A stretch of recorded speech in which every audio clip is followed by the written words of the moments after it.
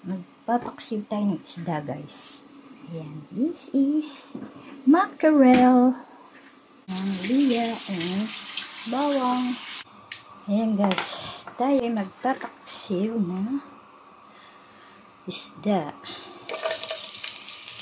Ayan. Bisa muna natin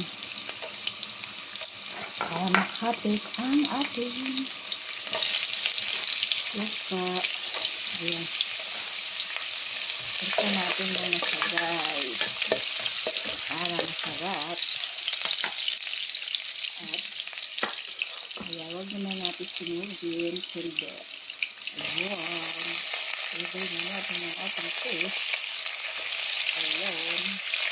Ayan. Ang masarap na paksiw. Lagyan na natin ang suka. Suka. Sinaan natin ang apoy. Napakalakas ng apoy. Lagyan natin ang konting asin. Patis. Paminta. Ayan. Kasi wala tayong sili. Lagyan ng paminta marami. Ayan guys, pampasarap natin. Magic sarap. Ayan, lagyan natin ang sabaw.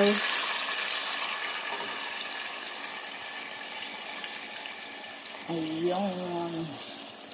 Isa na siyang masarap na paksiw. Ganyan lang yung paghalo natin guys.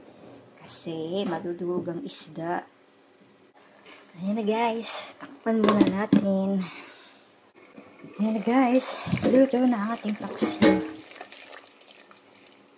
Ayan. Ang ating paksiw na mackerel.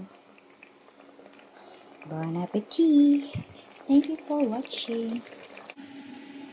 Guys, luto na ang ating